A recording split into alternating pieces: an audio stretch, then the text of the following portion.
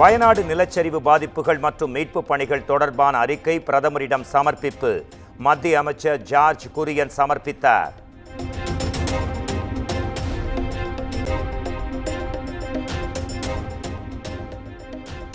தமிழ்நாட்டில் திங்கட்கிழமை கனமழை பெய்யும் என வானிலை ஆய்வு மையம் எச்சரிக்கை.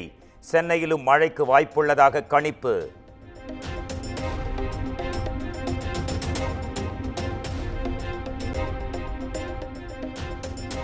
சென்னை மற்றும் புறநகர் பகுதிகளில் திடீரென்று பெய்த கனமழை.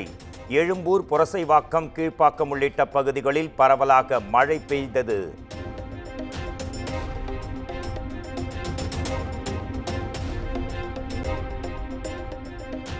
நீலகிரி மாவட்டம் கூடலூரில் கோக்கால் கிராம மக்கள் நிவாரண முகாம்களில் தங்க அறிவுறுத்தல்.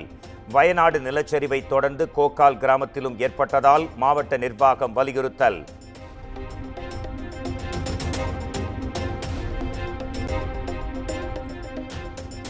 அத்திக்கடவு அவிநாசி திட்டத்தில் 3 நீரேற்று நிலையங்களுக்கான நிலம் கையகப்படுத்தாமல் இருந்தது.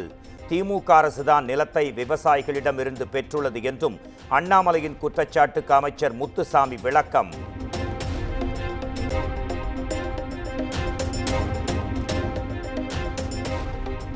மயிலாடுதுறை மாவட்டத்தில் புயல் பாதுகாப்பு மையங்கள் 4 மாத காலத்திற்குள் கட்டித்தரப்படும். சீர்காழியை அடுத்த கொள்ளிடம் ஆற்றுப்படுகையை ஆய்வு செய்த பின் அமைச்சர் மெய்யநாதன் உறுதி.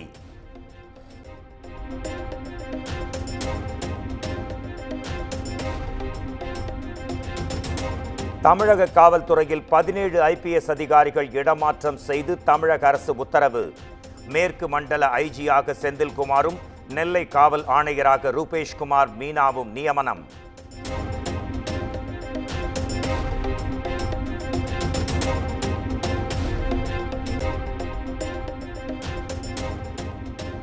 சிலை கடத்தல் தடுப்பு பிரிவு டிஜிபியாக இருந்த சைலேஷ்குமார் யாதவ் தமிழ்நாடு காவலர் வீட்டு வசதி கழக டிஜிபியாக மாற்றம். சென்னை குற்றப்பிரிவு ஐஜியாக இருந்த ராதிகா மத்திய குற்றப்பிரிவு கூடுதல் ஆணையராக நியமனம்.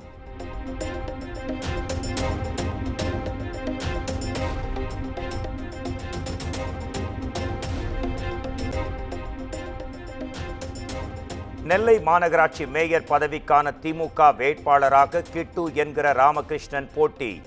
அமைச்சர்கள் தங்கம் தென்னரசு, KN நேரு கூட்டாக அறிவிப்பு.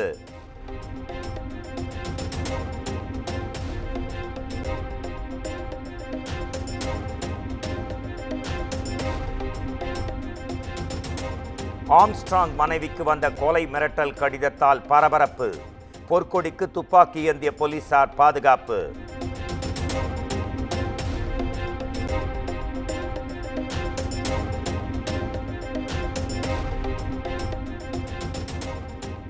தஞ்சையைச் சேர்ந்த பிச்சைமணி என்பவர் வயநாடு நிலச்சரிவின் போது மாயமானதாக குடும்பத்தினர் புகார். 30ஆம் தேதிக்கு பின் தொடர்பு கொள்ள முடியவில்லை என்று கூறி அரசு உதவுமாறு கோரிக்கை.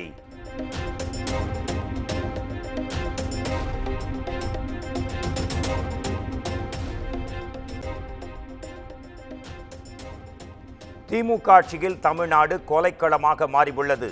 ஸ்ரீரங்கத்தில் ரஞ்சித் என்ற மாணவன் கொலை செய்யப்பட்டதாக கூறி எதிர்க்கட்சித் தலைவர் எடப்பாடி பழனிசாமி கண்டனம்.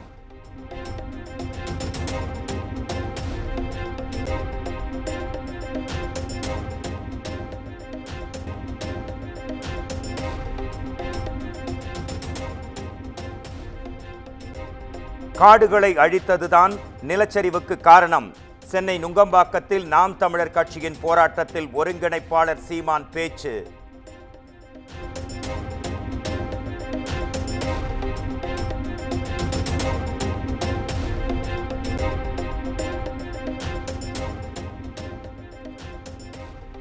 மூடப்பட்ட 17 குவாரிகளை திறக்க வலியுறுத்தி வருகிற 8ஆம் தேதி ஆர்ப்பாட்டம். தமிழ்நாடு மணல் லாரி உரிமையாளர்கள் சங்கம் அறிவிப்பு.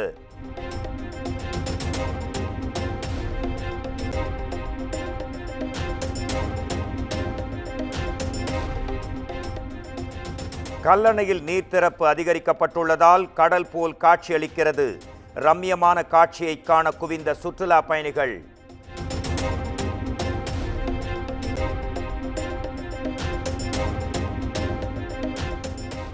ஆடி அமாவாசையை முன்னிட்டு திருச்செந்தூரில் குவிந்த பக்தர்கள். சுப்பிரமணிய சுவாமி கோயில் கடற்கரையில் ஏராளமானவர்கள் முன்னோர்களுக்கு தர்ப்பணம்.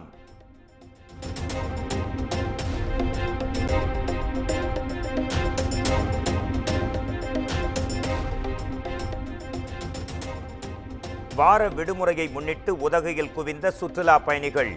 மழை இல்லாமல் இதமான காலநிலை நிலவியதால் மகிழ்ச்சி.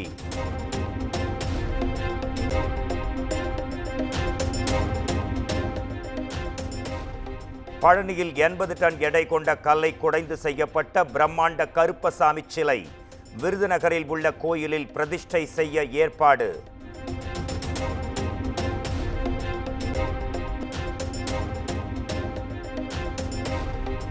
காசா மீது இஸ்ரேல் நடத்தும் தாக்குதலுக்கு அமெரிக்கா துணை போகிறது என்று குற்றச்சாட்டு. சென்னையில் உள்ள அமெரிக்க தூதரகத்தை மனிதநேய ஜனநாயக கட்சியினர் முற்றுகையிட முயன்றதால் பெரும் பரபரப்பு.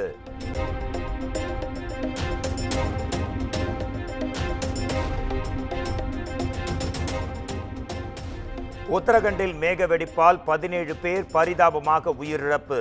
கேதார்நாத் கோயில் சென்ற 9000 பேர் மீட்கப்பட்டதாக தகவல்.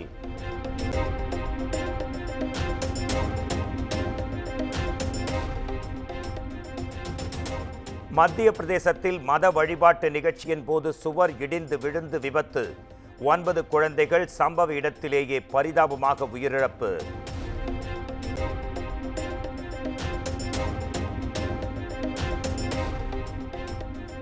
பாரிஸ் ஒலிம்பிக் போட்டியில் இந்திய ஹாக்கி அணி அரையிறுதிக்கு தகுதி.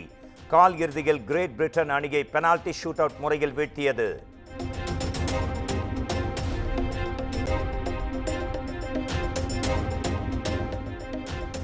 பாரிஸ் ஒலிம்பிக் பேட்மிண்டனில் இந்தியாவின் லக்ஷயா சென் அதிர்ச்சி தோல்வி. திங்கட்கிழமை நடைபெறும் வெண்கலப் பதக்கத்திற்கான போட்டியில் விளையாடுகிறார்.